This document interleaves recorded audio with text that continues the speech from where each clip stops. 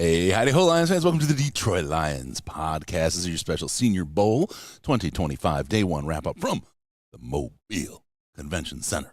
How you doing, Mr. Risden? You look snappy, quite awake right now. It's been a long day.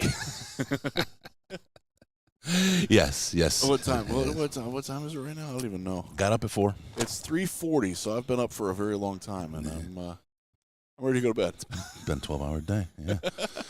Oh, man. Okay, well, let's get into it. We got a lot to talk about today. We're going to talk about the winners and losers from practice today, what we saw.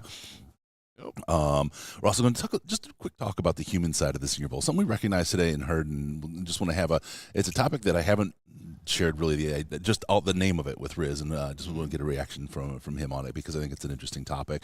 And then we're going to look ahead to tomorrow, what we're expecting, what we're doing, what time, and what you can expect from our show because it is the big media day here. It is, and they've moved things around again. Yeah, at the Senior Bowl. All that going on, whole lot more. Mr. Risden, are you ready to go, my friend? Let's do it. Yeah. All right, we're back and ready to go. All right, let's talk about this. We will go right into our first topic and get on to the winners, the losers, today's standouts at the Reese's 2025 Senior Bowl. All of my guys are positive, but I can talk about some negative guys if we need to. Yeah, we can do that. Mine are as well, mostly. I have some other things that I'll sprinkle in there as well. But let's get started with the national roster first. Yeah. They went first. It was the first practice. They did. And so you watched the linemen, and I most of the day spent watching the receivers, tight ends, linebackers, and cornerbacks. I was specifically focused on D-line. Yeah, you were right down right in front of the pit. You were at the 10-yard line, which is like right where they were. Yeah. Yep. I love that. I don't want to move from that onto any other position. I absolutely love that position. Those guys, the defensive guys, they just get my heart. I love the offensive guys too. Like anything that happens in the trenches, I'm all about it. Yeah. But today, I'm glad I watched the defense because on both practices they were kind of the standouts or where the story was. I'd say. Yeah.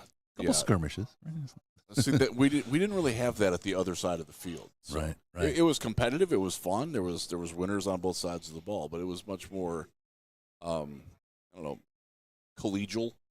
Yeah. Well, it gets heated in the pit, right? You're punching guys, you're one-on-one drills, and we'll talk about it a little even when we get to the human side. Everything's on the line right here, right? I mean, there's guys that don't show up because they don't want to take a risk of putting something bad on tape, There's right? a lot of them. Yeah. So it's interesting. All right, so let's get right into this. Riz, why don't you pick your first guy? You can go first. So I'll start with a guy that I know a lot of Lions fans know, and that's Azariah Thomas, the cornerback from Florida State. Very, very smooth. Great man coverage skills, good closing speed, good anticipation. He flows well. He made a couple of nice plays, like after the catch too, when he couldn't get to the. Just really impressive player. Good standout. Second-round guy, probably. Lions, again, they drafted a first and a second round last year.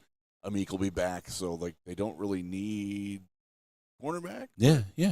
They could do a lot worse than having this guy on the roster. Yeah. He was very impressive today. Yeah. Who you got? I've got. I'm going to say this wrong. Oh, I didn't even look at his first name. Peebles. I'm going to say it. Ready? Do you know how to say it? Aeneas. Aeneas, thank you. You know where I was going to stumble on that. So Aeneas Peebles, lad's son. Yeah. Sorry. It's a Lad Peebles Stadium joke where we used to have Senior Bowl here. It's apparently still there, but my guy today. Well, he's like you're looking at like a 4th or 5th round prospect out of him, and he's a guy that on one-on-one drills got smoked every single time. Got smoked.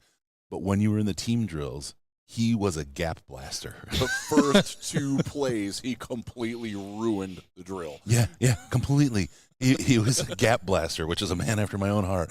I loved what I saw because when he would hit he was slippery as hell, and he's not super tall.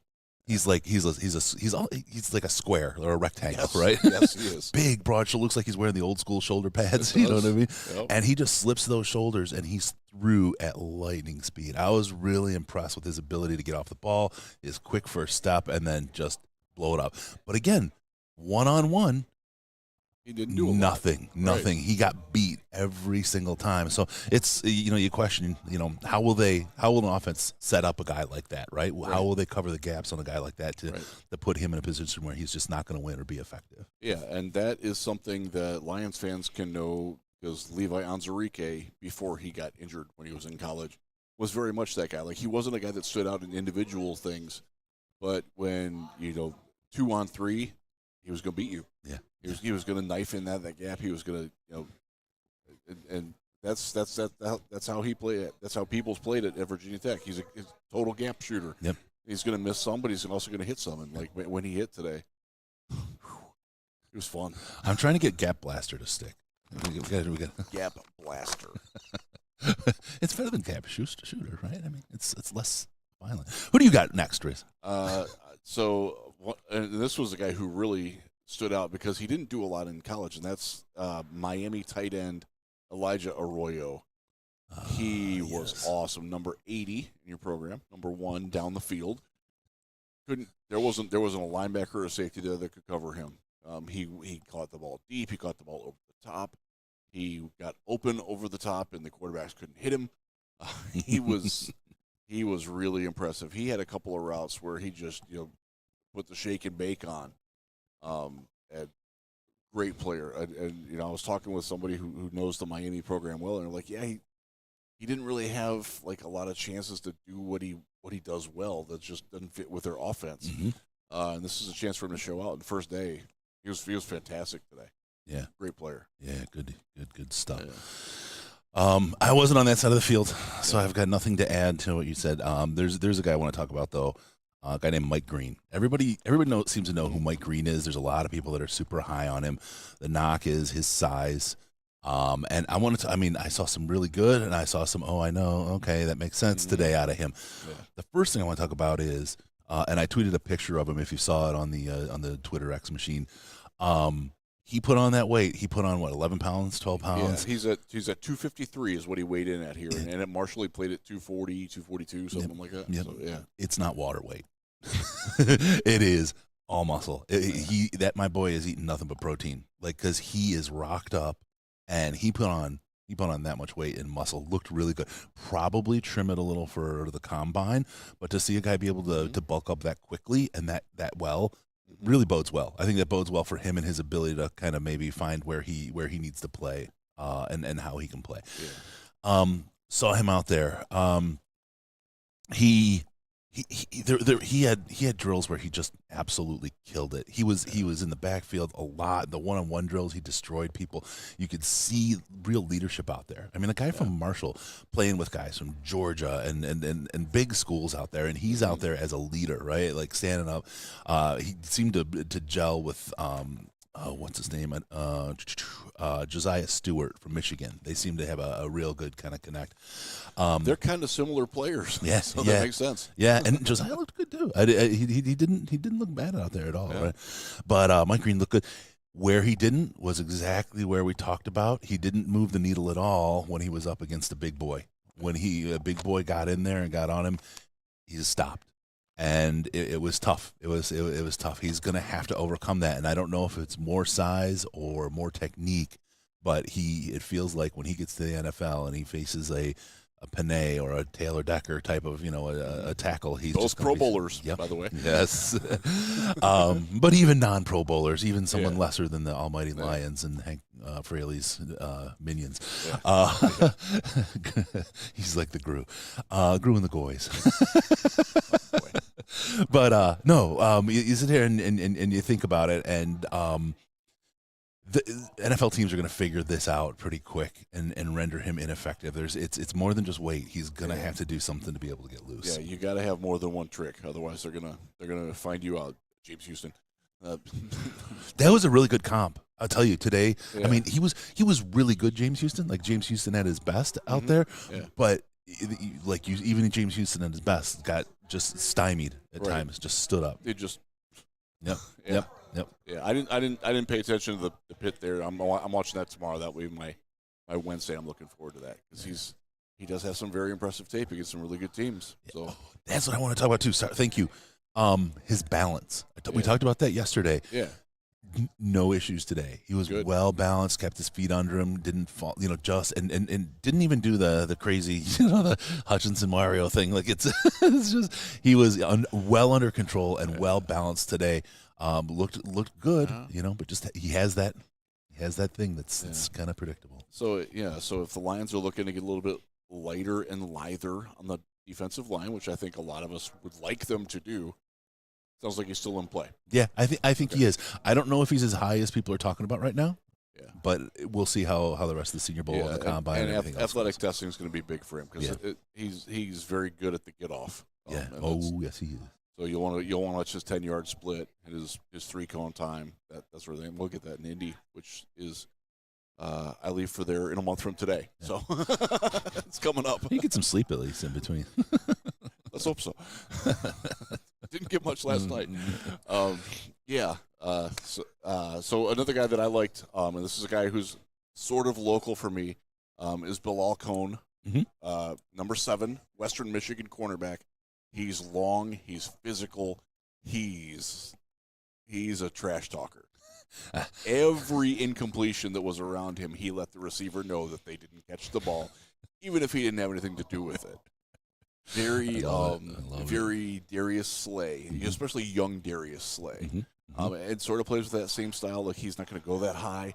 He's an early day 3 guy would be my guess right now. He's probably in the 100 to 150 overall range. Guy can play. He's got confidence. He can back it up. Was very physical. Was also he made a really good adjustment. He saw that a run was going to be bouncing outside, and he cashed in from the outside, got off the block, and set an edge.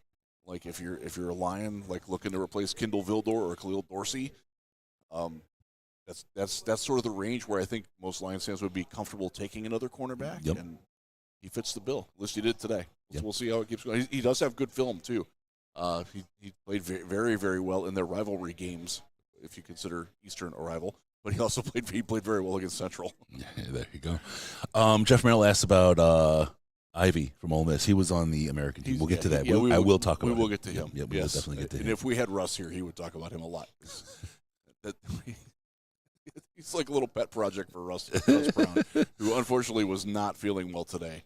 And spent a little too much time in his hotel bathroom today. So we're hopeful that he will be able to join us tomorrow at practice. He was not feeling it today. A little bit of Valtrex should take care of that.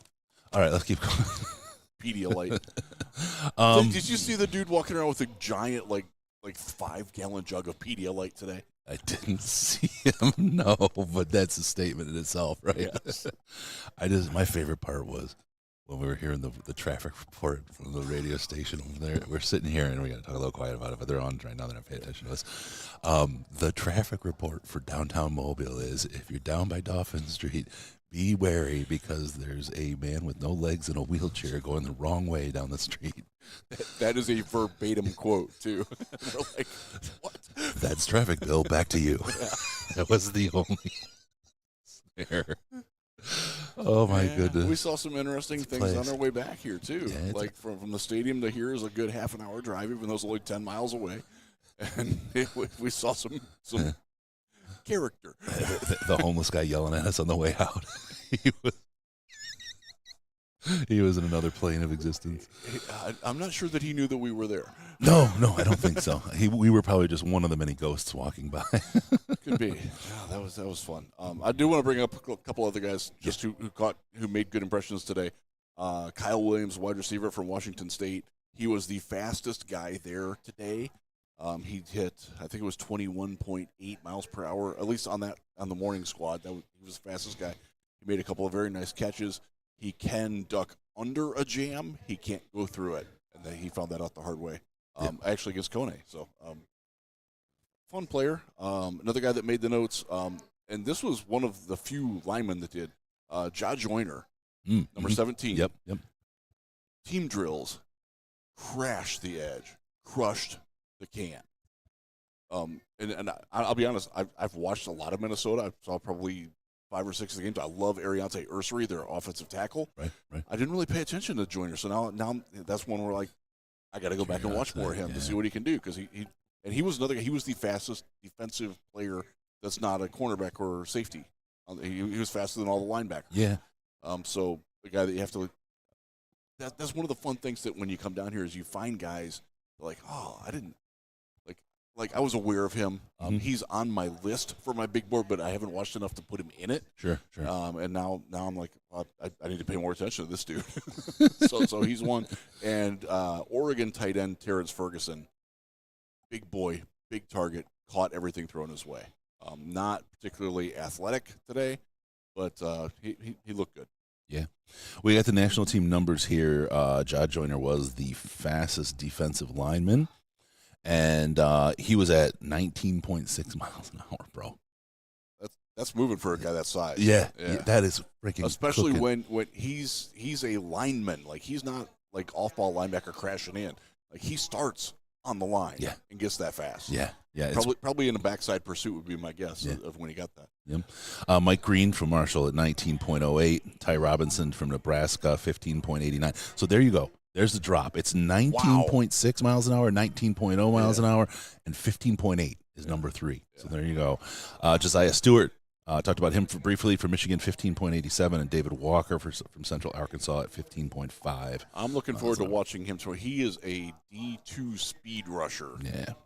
And there were people that were talking about him after the practice again. I didn't watch that. I'm going to be watching that tomorrow. But he's a guy that comes here with a lot of juice. So we'll see what happens with that. Okay, we got a couple guys, tight ends and linebackers, all linebackers, except for one. The last guy on the list is Elijah Arroyo at 19.23 miles an hour. Fastest guy, Jeffrey Bassa, linebacker out of Oregon, at 20.3 miles an hour. I know the play when he did that, too. He closed super fast on a route where the safety fell down, and he cut across to go get it. So, and that's who he is. He's a hybrid safety linebacker. Yep. There you go. Yeah. All right, overall speed, national team. Jalen Smith, D-back, USC, 21.61 miles an hour. He probably did that trying to catch up the guy who smoked him. Kyle Williams, Washington State, 21.3. Yeah.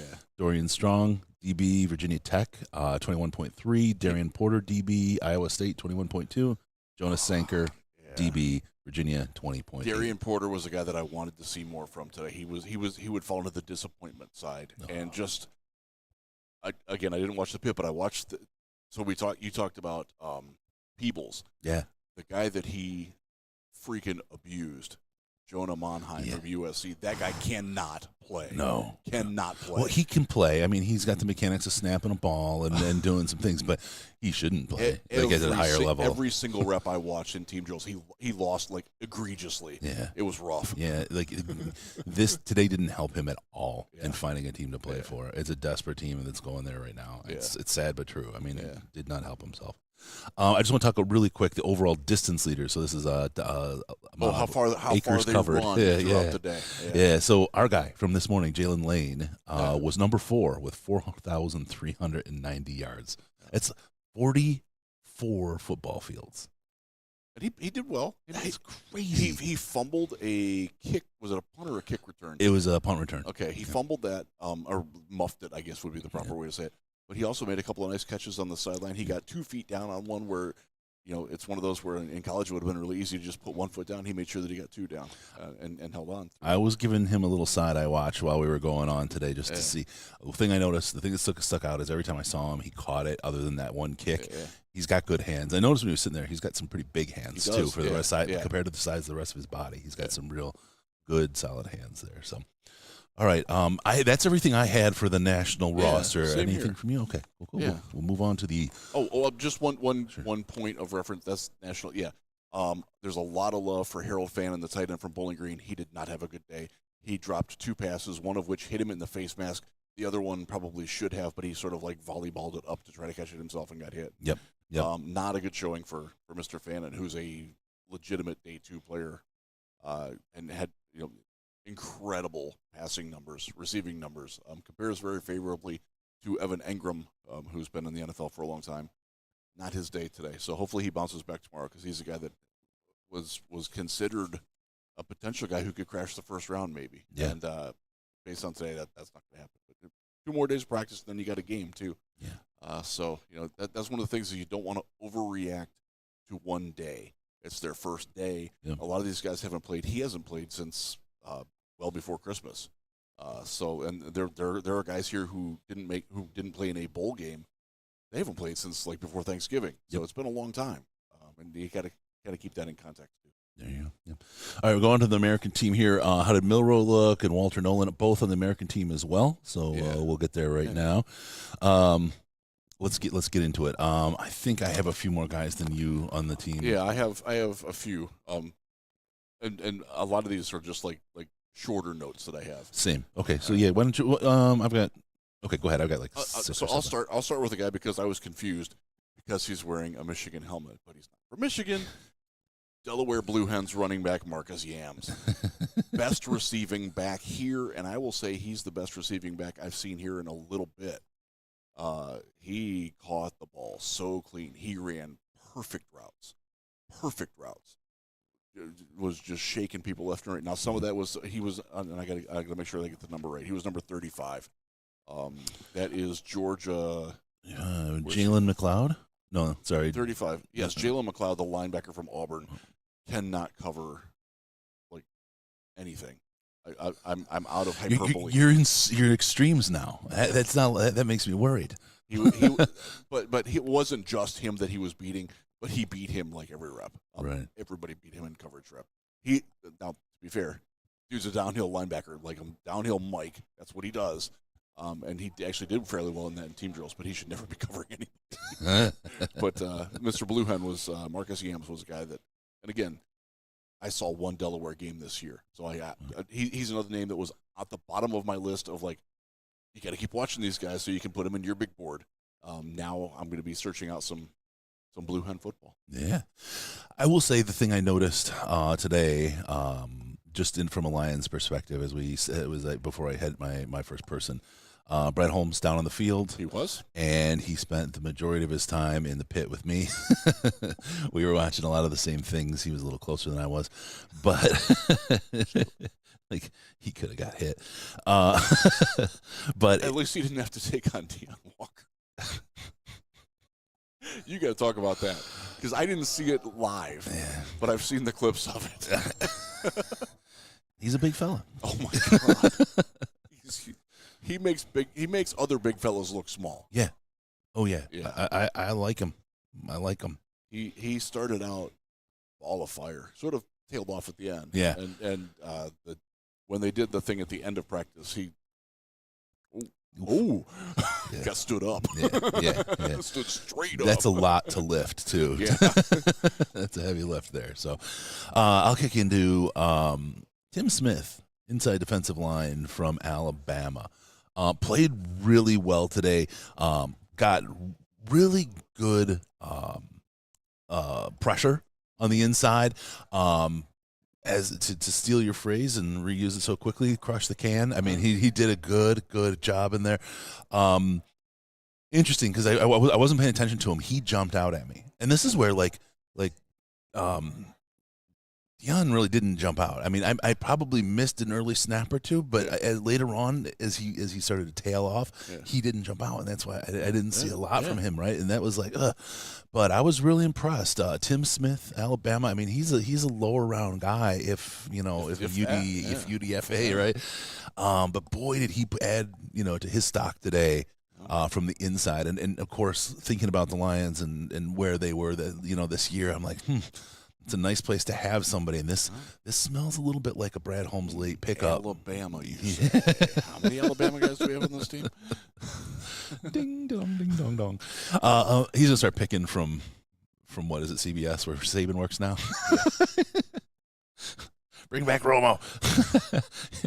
But no, he's definitely someone to watch. We've seen this a couple times where guys would flash like this early, surprise, and then fade out in the week. But I'm really excited to give him some eyes as we continue on, because I think he may just have some juice in that box. I will be circling him. I'm going to do two guys together, and I'm going to do this twice because they're related. The first one, there's two number 10s.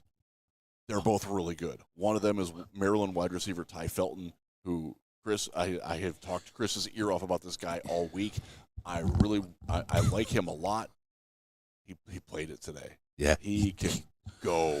They did those drills over in front, and I mean, you scattered over to my side of the field, right? And came over, and he was running, like, Chris, blah blah blah, like you said, like chewing my ear on it. But Man, the thing that I noticed the most was the little foot tap drill and then go and then cut and then and catch the ball. He was like water running off a table smooth, just like he wasn't thinking about it at all. It was just absolutely natural. And then we watched it. I forget where TCU maybe he was from.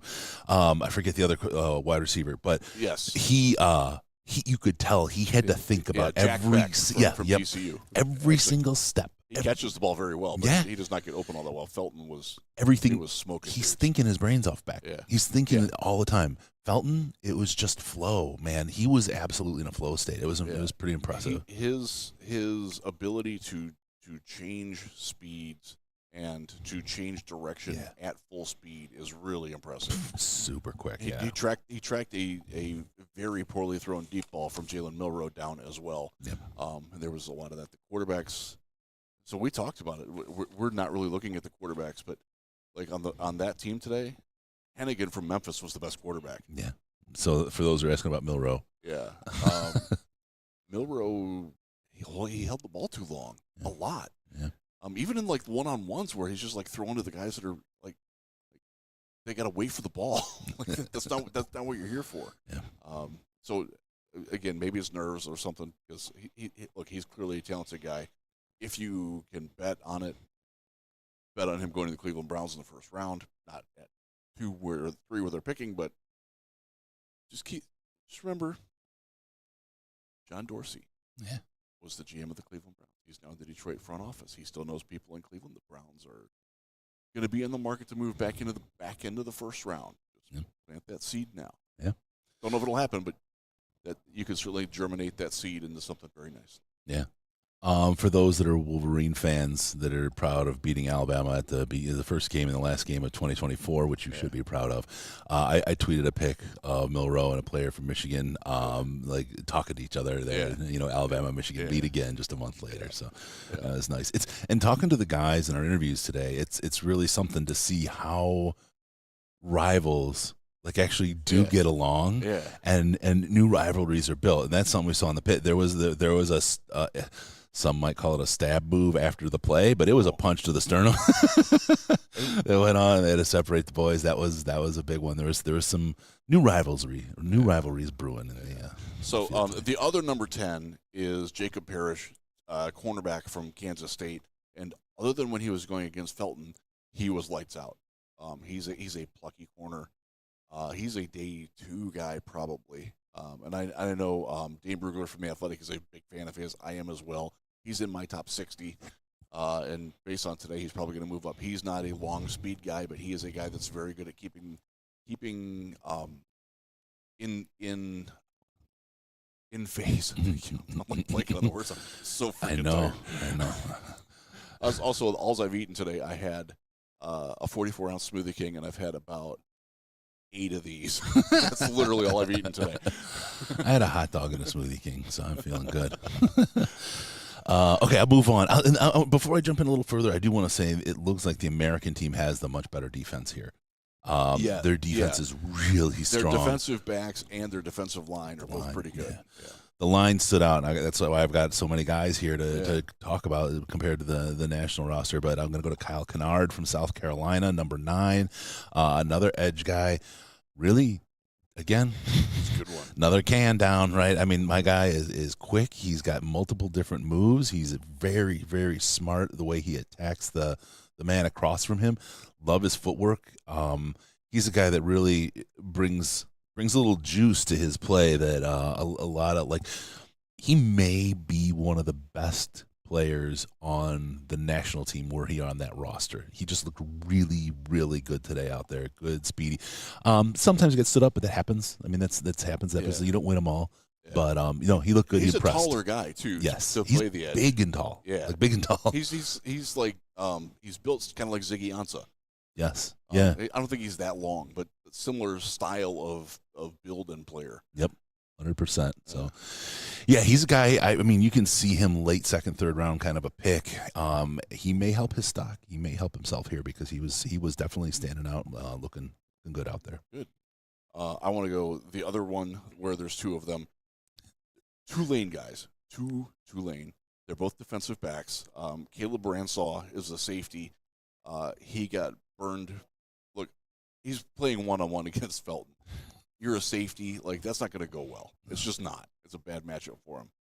But in other situations, he was very good playing center field in team drills. He roamed nicely. He made a couple of PDs in the red zone, which I loved to see. Yep. That's a big selling point. He was good. And then he's not even on the roster. Like, there's a gap here. It goes from 17 to 19. He's number 18. He's not even on the roster, but his name is Jonathan Edwards. He's a cornerback, and he was plucky. Maybe they thought he was going to be 75. Because that's on the roster with no name. So he was very impressive. And again, I watched one Tulane game this year, and they played Rice, and Rice was so. Like, both of those guys have made, like, more priority to rewatch them and get to know them better and see what their games are. But here, they both look like NFL players here today. I'm just thinking, here he is. He's not on the roster, and there's a blank spot. Could there be something else afoot at the Senior Bowl? No. Is there a blank space, baby? Come write your name. The bullshit. Yeah.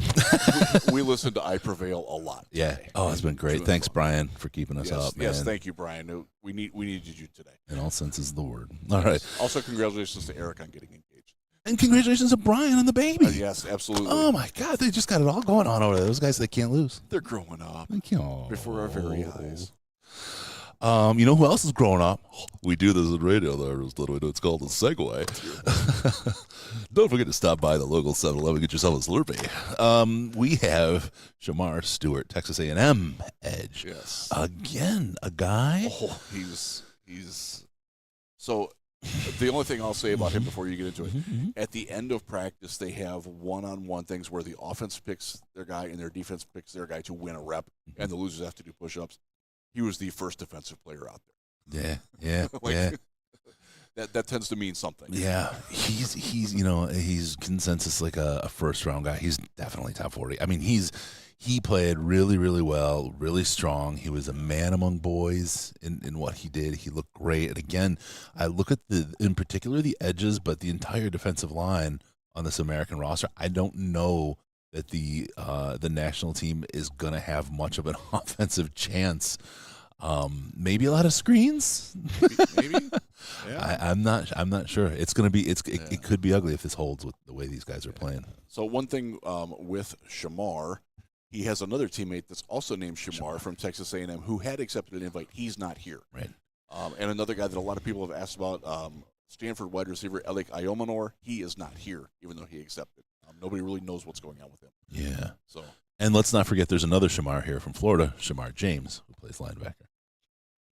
And he did okay in the coverage drill. Yeah, you can tell there's a difference between the Shamars and this one, but yes, and they're wearing different helmets at least. Yeah, So he was number 6, I believe. yes, yeah, he was wearing the orange foot. That was another thing with the Tulane guys. Like, one of them was wearing their green helmet, and the other one's wearing their white helmet. I'm like the Iowa State guys this morning. There's 3 of them here. They were all wearing different helmets. I'm like, can you homogenize your helmets, please? someone is taking is believing the branding degree thereafter. Riz, I think you're up, sir. Yeah. So Billy Bowman, linebacker from Oklahoma, we don't have the times for this team yet. That hasn't been released. I would dare say he was the fastest, and I can tell you what rep it was because he ran stride for stride with a tight end all the way from the 40-yard line into the end zone and broke the pass up. Was on his hip the entire time, so he didn't phase. There, where I was sitting, you could hear the defensive coach talking to them after the rep, and he's like, "You leveraged him perfect." I'm like, "That's great. That's what you want to hear from your coach." Yep. And he's a guy he's a smaller linebacker, but he did well for himself today. Yeah. In the chat, Full Slate Farms, I think there's 15 first round grades when it's all said and done. The second and third round is deep in terms of quality of players. Yes, but there's 32 players that are picked in the first round. So when we talk about this, like, we're going to talk about guys that maybe second round grade that are going to go in the first round because teams are going to take them. It's just the way it is. I mean, we're going to be talking about quarterbacks that shouldn't be in the top 50. They're going to go in the top 5. Yeah, it's crazy. That position, people are I will desperate, say, man. one of the What a things world. that we've picked up just in general and talking to various other people, more people like Shador than like Cam Ward, by a pretty substantial margin too, and I'm kind of surprised by that. But like the people who aren't in on Cam Ward are like, he's not a third rounder, like he's not there. And Jim Nagy, the director of the Senior Bowl, said it last night, and it went up on social media. There's not a quarterback here this year who would have been a top 6 quarterback last year. Yeah. And I agree with that. Yeah. It's a And really, it's- really bad year to need a quarterback. It's also a bad year to need a developmental quarterback because a lot of the guys, like Tyler Shock from Louisville, who they mistakenly listed at his old school Texas A&M before that he was at Oregon. He's 26 years old. He was the same recruiting class as Justin Herbert at Oregon. Like, you're not drafting that guy. Right. He's had 2 medical redshirt years. He had a COVID year. regular Seven redshirt, years right? of college football. Yeah. Like, you're not drafting that. There's no development left. He's a fine college quarterback, but that's the end of it, unfortunately. Maybe there's a place for him in the UFL. I don't know, but and a couple of other quarterbacks are like that too. Our boy, we got to talk about our boy Elgersma, the Canadian. We enjoyed very much talking to him. So smart. He's got some work to do. He feels, and this is going to be a bad comparison, so please don't think about this, but he feels a little bit like Kellen Moore. Not because he has that kind of a weak arm, but he's that very would be stiff. still a Gabriel. Yeah. he has an interesting release. It's not over the. Yeah, he makes himself shorter than he is. Yeah. Because he's taller than me, and he throws from here. Yeah, it's really all the interesting. time, and he's like almost under spins it like that too. I'm trying to think who did that. There's actually Mark Brunell threw like that, Yeah. but he was left-handed. But yeah, he was a little stiffer than I thought he would be athletically too. Yeah. So there's clearly things to work with him, but you're going to need some work on him. Yeah. So we're still rooting for you. Yeah, Good dude. for real. It was really, really good, Ken. But yeah, so that's that was an interesting one there. Did you go last or did I? I went with think I did. Shamar. You did. I'll just do a couple of the quick ones, quick hitters. Upton Stout, cornerback from Western Kentucky. He's a fun one. He's another one. When he makes a play, you know he made the play. He's going to let you know. He did get flagged once for a little bit of an exuberant celebration. There are refs there. They are throwing flags, and they called a lot of downfield holding, especially on this particular squad. There were a couple guys that got victimized a couple times. In fact, I have it in my notes. Where's he at? I don't like the sound of them being victimized. It paints a bad picture in my head. Jack Kaiser, the linebacker from Notre Dame, is one of them. He got called for holding twice, and he was guilty. Just put it that way. And the Wisconsin safety. Yeah. So and the only other guy that I have written down, he's on the other team. So I'm good. I'm done. All right, cool. I have, Jared Ivey, Ole Miss, as per requested. Looked really strong out there. Really strong out there. I saw the beginning of the team reps, and he made 2 very nice plays right away. Yeah. I don't have him anywhere ranked as a draft as a draft position, right? I feel pretty good if he can keep doing this. He's going to find himself a spot in the draft. He really looked good. He was smooth. He was capable. He absolutely fit amongst those guys. And this is one of the things that's really interesting is when you throw these guys together in sort of an all-star team, right, or an all-senior team, right? They have to play together, and you see what these guys play like outside of their system, right, outside of what they've been doing for 4 years, and you get a little bit more of a look at them and how they play with other people. And this is where a guy like that may have an opportunity to open some eyes about, maybe he was held back by the system that he was in, and he can do something. And the other thing is, there's a lot of Ole Miss dudes here. Yes. Like maybe this is his chance to shine where he didn't get that opportunity as much because he didn't play a ton. Yep. Uman Milan, didn't do a lot today. No. He was on the ground a lot. Yes. Unfortunately, Yes. and it was more from lack of footing. Yep. So we're hoping for more from our guy. Yeah, I didn't even have him on my list to talk about. Yeah. Sadly. Yeah, but Walter Nolan is here. Mm-hmm. Their kicker was not good today. He missed 3 of the last 4, I want to Yeah. say.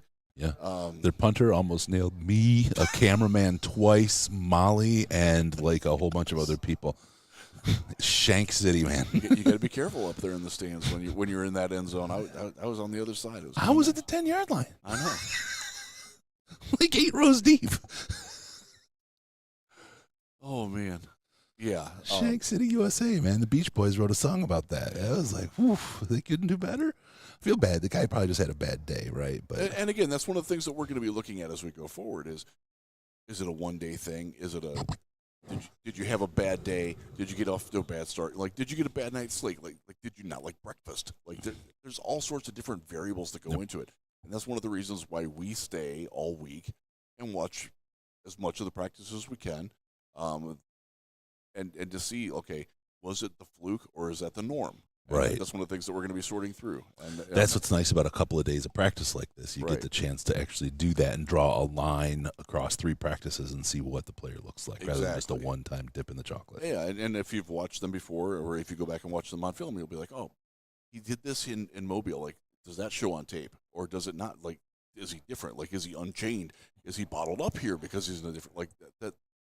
And that's the sort of, evaluation and calculus that you're doing in your head as you do these evaluations. Yeah, that's 100%. That's the fun part. That's my next 3 months, Chris, and I'm looking very much forward to that. Landon Jackson didn't jump out at me. Apologies, I don't really have much to talk about about him. He's massive. We talked about him a little bit yesterday because he was standing like right behind us for a little bit. He's a very large man. Oh, there's a lot of very large men here. Yes, there are. Savion Jones from LSU did himself some favors out there today. He looked pretty good as well. Again, he absolutely fit. He's in the right group of people that he's playing with. Again, a guy whose stock might go up. He may make himself draftable, or I don't want to say he's undraftable, but move himself into the draft, or maybe put himself out there as a UDFA. Definitely a talented kid, a little raw. Has some work to do, but he has the skills and he has the ability and the athletic build to do what you need him to do. He just has to put it together. He has to put those skills together to deliver. Again, tomorrow I'm watching the pit. You'll probably be watching the pit tomorrow as well. I think I will, because you like to do that. I might stick to the offense though, but Yeah. we can talk about it. We'll strategize. Yeah, we will. But I'm looking forward to watching because there's a couple of offensive linemen that are on this squad that I didn't watch them at all today. Savanea.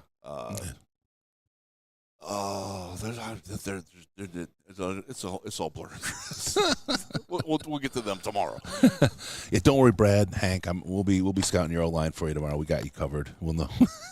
So you didn't listen to us about Darnell Wright. I wish you would. He was a hell of a player, but you did okay. You did okay in the draft. So yeah, we're happy with Terry. By the way, just unsolicited things about from Alabama people that I know down here. Like, once Terry figured out not to hold, he was really good for y'all, wasn't he?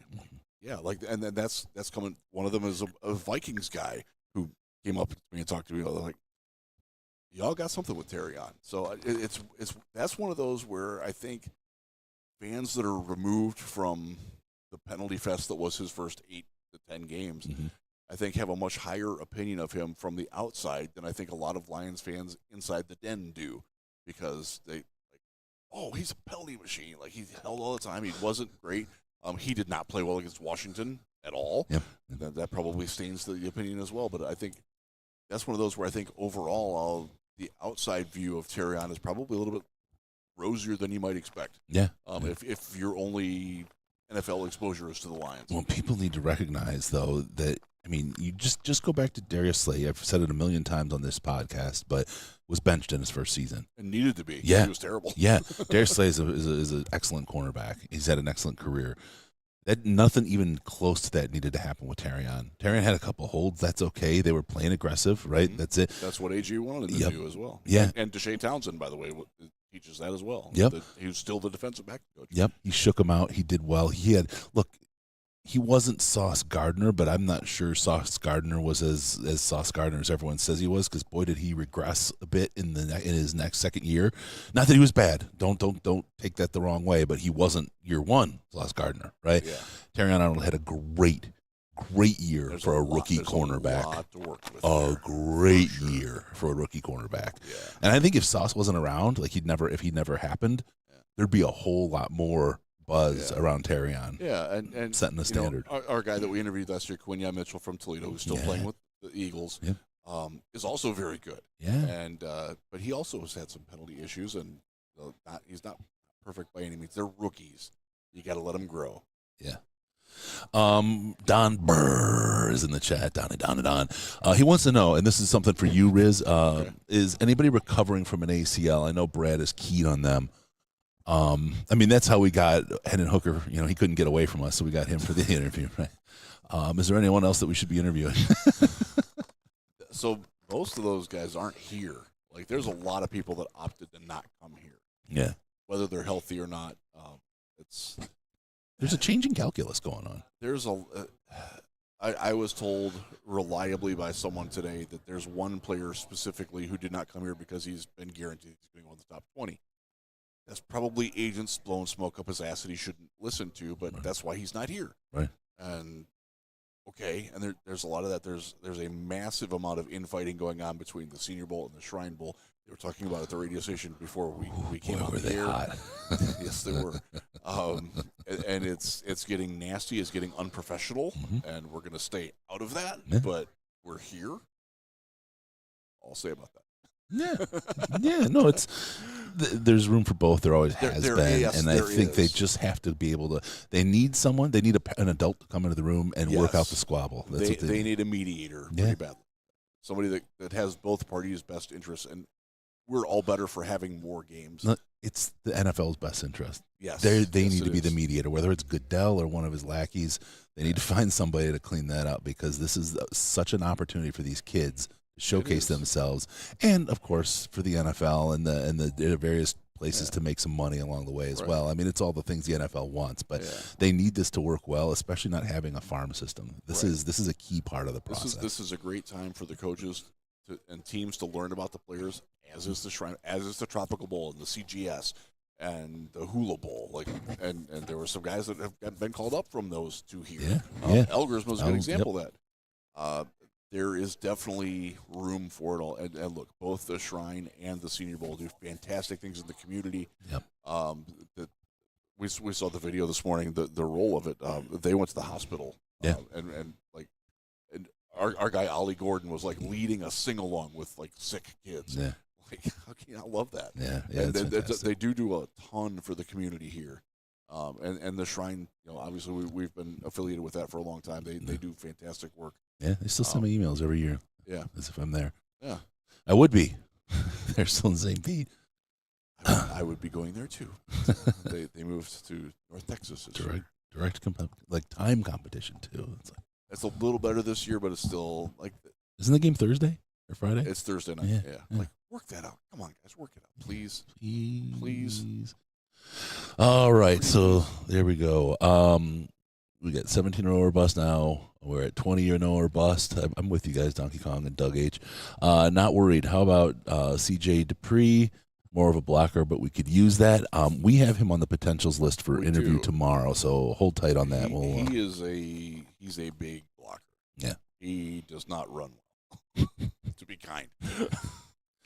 Well, let me tell you someone who does run well, and my big note I have next to him is hot pursuit. They tried to do a misdirection play, and he maintained position and put pressure on Milroe. R.J. Oben from Notre Dame. Really, really strong play today. Had speed. Yes. Yes. It shows. And team drills it shows. I was surprised he wasn't on the board. But he was in the American team, and I don't have the American team's numbers. We don't have those so maybe we'll know. Yeah, we'll get that tomorrow. Yes, so tomorrow we will we'll talk about tomorrow shortly. So that was the last one. R.J. Oben was a little bit of a surprise. Again, a guy that's not really on any draft charts as someone who's going to go somewhere, but he did himself some favors. He did some good work out there. And again, there's plenty of Notre Dame tape out there because they played 3 or 4. They played 4 extra games. They were in the championship. Yeah. So college football to me is draft work. I don't watch college football for fun. I watch it to watch for prospects that catch my eye. Then why are you always watching the Bobcats? Because, I do love my Bobcats. I had to take a shot. Oh, I'm sorry. Oh, yeah. Maction time. I do get my Maction on quite a bit. Yeah. But there's two guys from Toledo here, and I wish I would have watched them a little bit more intently today. But we'll get to that. All right. Let's see. Sadly, no Ohio Bobcats here. There's also no Ohio State players, and they are all excused because they played last Monday, I think, was the championship game. Yeah. That's why it was somewhat surprising to see the Notre Dame guys here. Right. And they ain't no bitches. Apparently not. Good for them. Yeah, but like Jack Sawyer, JT Tuimoloau was going to be here. One of the corners was going to be here. Both running backs were invited here, Judkins and Henderson. They elected not to do it. And they were not criticized for not showing up because they've had a lot of football and a lot of, they need to rest and train for the combine, which is coming up. It actually starts the interviews. We will be interviewing, I will be there in Indy interviewing Brad and Dan 1 month from today. There you go. That's when they take the booth. Awesome. All right, let's get into the next one. This is a topic, and Don Burr, thank you. It's very nice of you to say in the chat. I appreciate the work. He says he appreciates the work that we do, and there's other people thumbs upping that as well. But appreciate it. Very kind of you. I want to talk about the human side of the Senior Bowl. There's two things I want to talk about. Number one is the people you meet and the stuff you get to do. And I want to talk about a guy, we'll call him Doug. That's his name, so we'll call him Doug. Makes it easy. I'm not going to use his last name, though. He was Sam Laporta's geography teacher in high school. I know, yeah. I talked to him last year. Chris got to him today. Yeah. Great guy. What a great dude, Great guy. What a great dude. He's been listening for years. Yeah. He lives out of state, and he's a Lions fan. He told me his story. His Lions fan story is a good one. But he's done something more than anybody else, and he says he hopes that Dan Miller can break his record, but he's not even close right now. That's right. Doug used to do the play-by-play for the high school games where Sam Laporta played, and the touchdown, number one, Sam Laporta. He's called it more than anyone, and he can't wait to see that. He did have a story that was hilarious about them, and a little bit of jibing they had back and forth. I won't go into that, but Sam, what a great story and a testament to his character. And in the Lions, this is what the Lions do and what they look for. Mm-hmm. But then you talk to somebody's high school teacher. Yeah. You're going to find out what kind of person they really are. Because when you're in high school, that's the worst of you. That's the worst version of you, right? Yeah.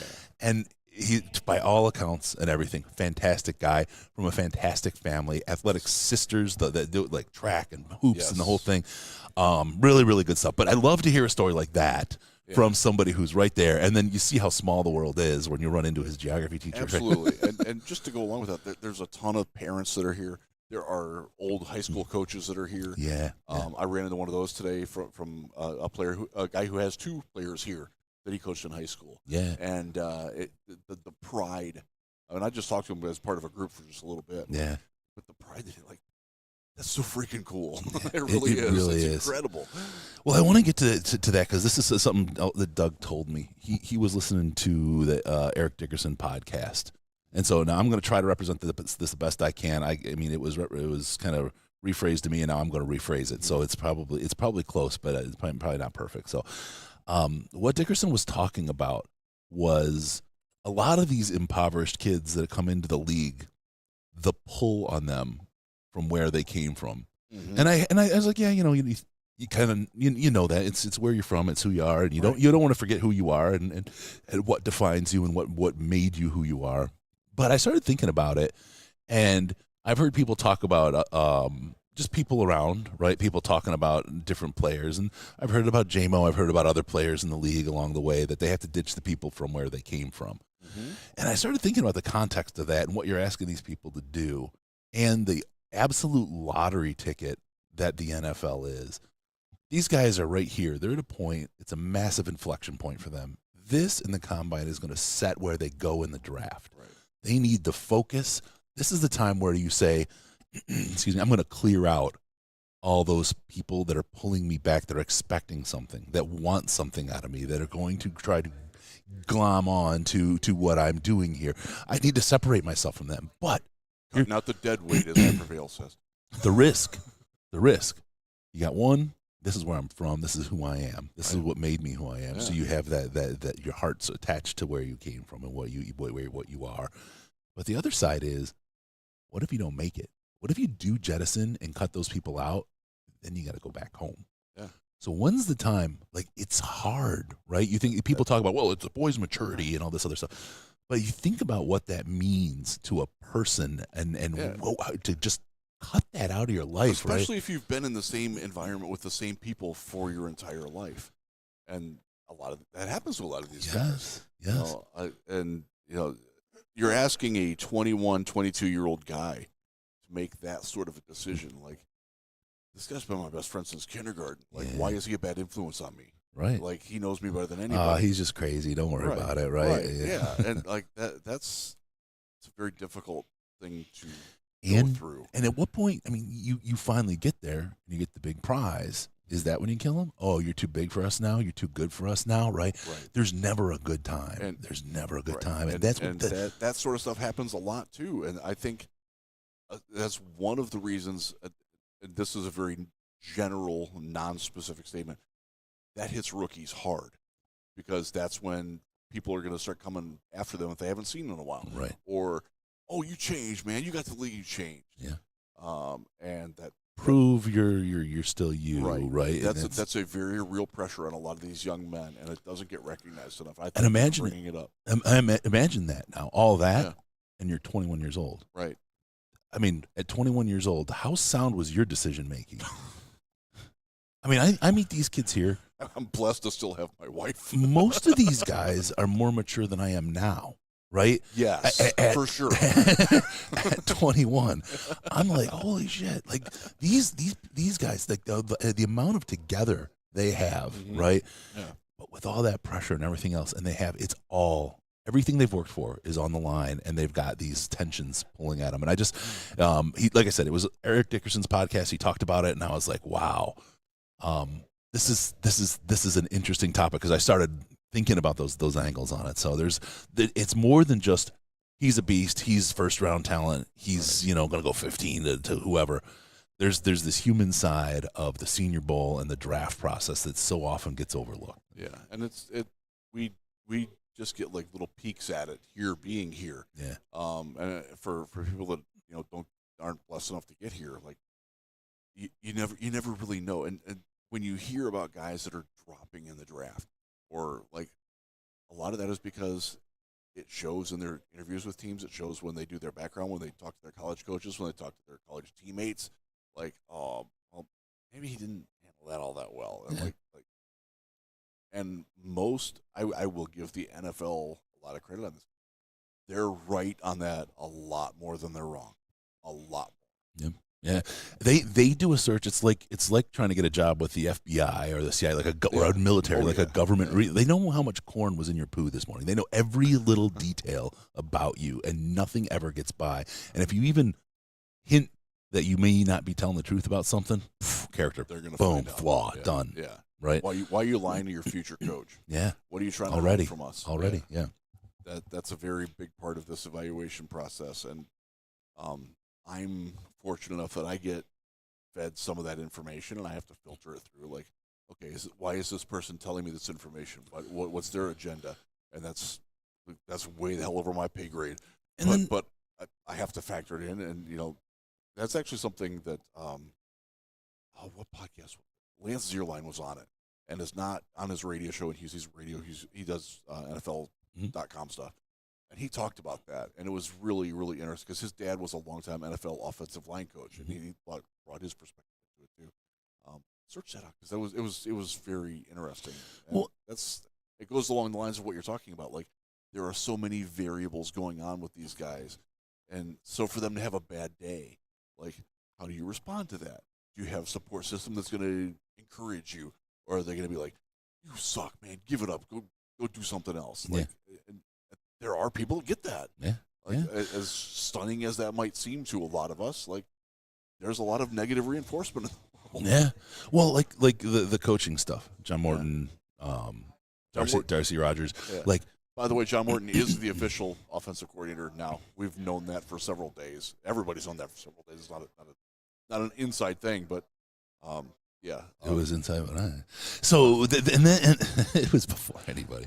And the thing is why did I threw some stuff out right for folks, but I didn't tell them. I mean, we did do a 20 questions and had a lot of fun scavenger hunt in the Slack, and that was actually pretty fun. But to get there, and then people didn't know what to think, right? Because they don't know the guy that much, but he's got a great history. I'm really excited about who he is, how he's done his stuff, and who he's working with, and how they're going to use him. Yeah. It's all good news for the Lions. I'm not worried about it at all. But this is the thing. John Morton is something. This is an amazing point in his life to be able to come in as a coach. It's his, and it's the Lions to announce. Just because you have information doesn't mean you steal somebody else's thunder. Let them have their party. Let them have their flowers. Let them have the event the way they want to, and have that information come out. To undermine that and to like kind of take it away from them a little bit, that's kind of shitty. That's why I was like, I'm not gonna. Being first is not important. It really isn't. No. In fact, I'm contractually obligated to not break. That's one of like I'm not even if I have the information. Mm-hmm. I'm not allowed. Like, I will lose my job. It's in my contract. I physically can't do it. Well, that's something I think that's kind of sucks missing. Because there are times where, like, I can't say anything. Yeah, that's what's missing, I think, from a lot of the reporting. When you have a world that runs on clickbait and noise and engagement and I mean, it's like, I got to be first. I got to be the one that goes out there because that's going to make me, like, it makes you this weak, but it makes you look kind of like a dick over time. You know what I mean? And that's why you see so many of these places flame out and these people flame out and fast job hopping and all that. And here we are 10 years in, 10 years in, my friend, just doing our thing and having fun. And it's going great too. Yeah. It's a lot of fun. So I know it's come up and I'm sure it's in the chat. Yep. Tanner Engstrand will not be back. Yeah, he's gone to the Jetsers. Yes. Has that been announced? Not officially, but Josina Anderson heard the voice in her head that told her that. Oh, okay. She went out with it. She put a picture of somebody else up as Tanner Engstrand because that's what she does. I'll stop now. Keep going. I do not like her. I almost got fired for going after her because she flat out lied. You better stop. Like, just stop now. Yeah. There you go. We'll delete that out of the audio only portion of the program, which you can always find at your local or your favorite podcast provider. Yeah. We'll edit that out. So anyway, no, that's the Tanner's gone. I wouldn't panic about it, folks. I wouldn't either. It was there's a lot of misconceptions about who Tanner is, what he does, what he's capable of. Yeah, what he and I'm not dogging on him. Right, but I just see so many fans who have made these logical leaps based on nothing, right, or bits and pieces, and put things together that don't connect, and just comite the tutes. I'm happy that they hired John Morton instead. I am too. I think it's going to be.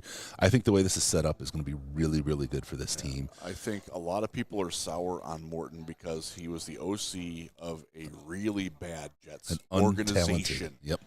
That organization was like this is in the ashes of Adam Gase and on all that. And like terrible organization. How about our guy Duval? 0-17. Oh my God. We heard a lot of that last night. That was fun. Oh my gosh, that's hilarious. Yeah. Yeah, so I wouldn't stress that he didn't have a great go. Dan Campbell didn't have a great go as the interim coach of the Miami Dolphins. We're all pretty happy that he's a pretty good coach. And that's the thing I see in the chat, trust Brad, hey, with the draft picks, trust the team with these coaches as well. It's very much the same. And the thing about, you guys, I'm going to say the word, and I know everyone's like, you got to drink now, servant leadership, but that's part of it. You're not relying on one person. Right. You're getting the benefit of multiple brains driving things instead of just one person. And then if somebody leaves, or gets, wins the lottery, or hits and rides a greyhound from the underside, you wind up not losing everything. You have a collaboration. So now you just find another part of the team to put in and bring their knowledge in and help evolve what you're building in that state. I will tell you that Dan Campbell is a really, really smart guy. He knows what he wants, and he knows how to. They will architect around how he wants this team to run. And I have no fear. I have no fear about how things are going. I love what they've done and how they've kind of cast this stuff. And again, in both on offense and defense, to grow coaches to their next position, whether with us or somebody else, right? And to give younger guys an opportunity to take their next position and be successful in that space with help from the guys that are growing into those positions. Because now you have, again, multiple people that can do a role. And it's no different than running a roster. I need a backup middle linebacker. I need another tackle. We need an assistant quarterbacks coach right now. We need an assistant linebackers coach right now. Yep, they'll find them. Oh yeah, they absolutely will. There's also, I'll say, there are some big. They also names. lost their assistant defensive line coach Cameron Davis is gone now as well. Yeah, we've known that for some time, but it became official. There's big names, former head coaches being interviewed, and a college coach that was interviewed. I don't know what they're doing with those. I can't think of a head coach that's going to be an assistant linebackers coach, but I think about like a John Fox kind of role as he was here for 1 year, I believe.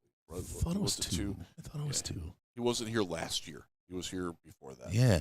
And he's what is he? He's somebody kind of like the Spielman role, right? For Brad, someone to bounce stuff off of, someone who to learn from and use their thoughts and their thought process. And John Dorsey is in that role, also in the front office as well. Yeah, so it's very much the same, built very much the same way. So it's not over. You shouldn't be whelmed.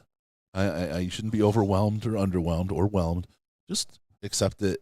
I'm telling you, it's going to be great. The team will continue to be great. It's going to be a lot of fun for a long time watching these Detroit Lions, because what you're seeing now is kind of the last straw of they know how to build and maintain a quality team over time. And it's fantastic. This is everyone's like, oh, I'll trust Brad in the draft, but this thing in the front office, the coaches. People are soon going to be like, okay, they have my full faith and trust. Now they just got to win on that fateful day they play Washington. Where Brad comes from, the Los Angeles Rams. Yep. Look at how good they still are after they went all in with Stafford. What did they go 7 years without a first-round pick? And they won, and they're still they damn near won a playoff game. That's still their draft last year was out of the freaking park, man. Yep. They find ways to keep doing, and they keep finding good coaches who get hired elsewhere. Yeah, that's a good place to be from. Yeah, 100%. And it's a great model. It's a great model. I don't particularly care for the Rams, but that's a well-run organization from the top down. Yep. And that's what the Lions are emulating. Yeah. So there you go. There's we'll just their own way. Back onto the coaches and what's going on in the Senior Bowl. Let's get to the last topic of the day. Looking ahead to day 2 of the Senior Bowl. Tomorrow is Media Day. Yes. And normally Media Day is in the morning. It's not. It's after practices tomorrow. So that room tomorrow at this time will be filled with 100 and something. Yeah, they do them by teams. So I believe it will be the same way like the national team comes in first. They get their media time. I will try to grab people that I find interesting, especially from a Lions perspective. Yeah.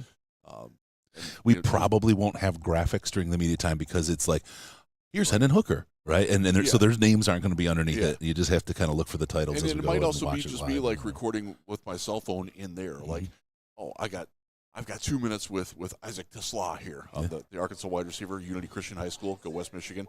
He was okay today. He looked pretty good. When I saw him, he looked pretty good. He's a pretty good athlete. He needs to get off jams better. Yeah. But I'm hopeful we get him because I have a little bit of history with him. Good history. Good kid. Good family. Oh, okay. And he played on a fantastic team. In fact, when I get home Friday night, I will be going to his high school, Unity Christian High School. It's my daughter's playing basketball there that night. Good dude. I'm hoping to get him. Hopefully, get a couple other people with Michigan ties. Yeah. And see where they are because I know there's a lot of fans around. We have Toledo fans everywhere. Yeah. There's a couple of Toledo guys here. I want to pick their brains a little bit. Yeah.